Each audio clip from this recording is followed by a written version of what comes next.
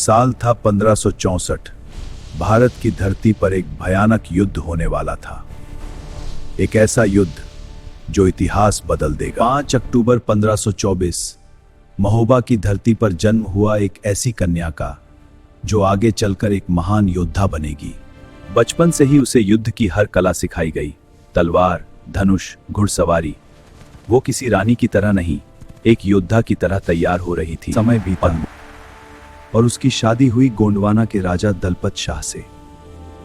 अब वो सिर्फ राजकुमारी नहीं, एक रानी बन चुकी थी। लेकिन कुछ ही समय बाद राजा की मृत्यु हो गई और अब एक छोटे बच्चे के साथ पूरा राज्य उसकी जिम्मेदारी बन गया। वो टूटी नहीं, वो संभली और गोंडवाना की रानी नहीं, उसकी रक्षक बन गई।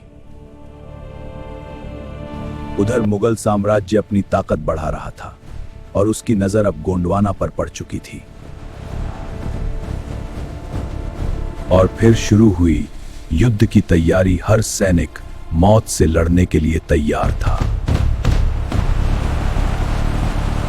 महारानी, मुगलों की सेना बहुत बड़ी है, हमें झुक जाना चाहिए। लेकिन आत्मसमर्पण क्या ये एकमात्र रास्ता है? जी महारानी, यही समझदारी है। लेकिन रानी दुर्गावती ने साफ मना कर दिया, हम झुकेंगे नहीं लड़ेंगे। और फिर शुरू हुई युद्ध की तैयारी। हर सैनिक मौत से लड़ने के लिए तैयार था। रानी खुद हाथी पर सवार हुई और अपनी सेना का नेतृत्व करने के लिए युद्ध में उतर गई।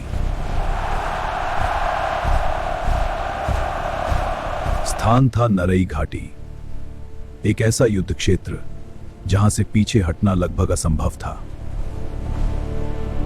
और फिर शुरू हुआ युद्ध। तीरों की बारिश और तलवारों की टकराहट।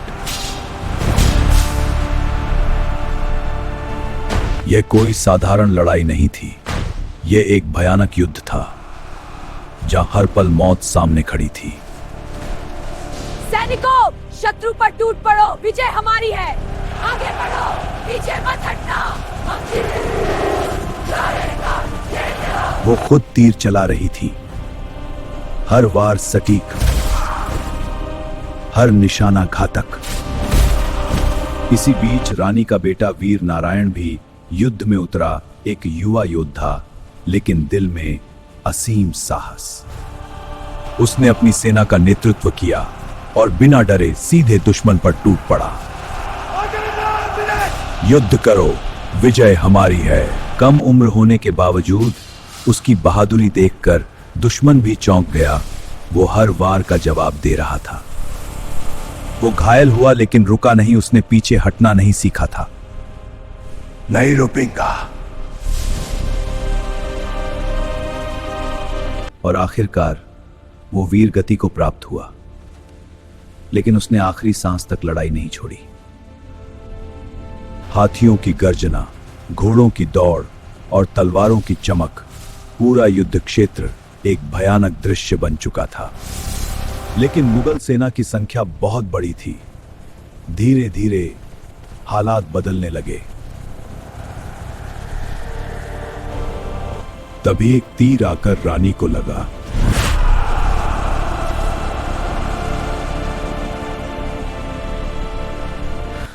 महारानी, पीछे हट जाइए। लेकिन सैनिकों, हम संभाल लेंगे, कृपया सुरक्षित रहें। लेकिन रानी ने मना कर दिया। मैं पीछे नहीं हटूंगी।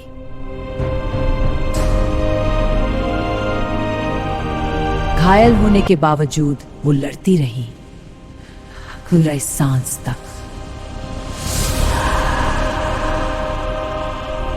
लेकिन अब उनका शरीर जवाब देने लगा था।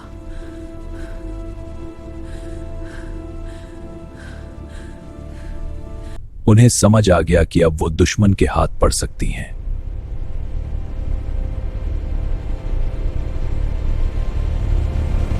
और तभी उन्होंने एक आखिरी फैसला लिया।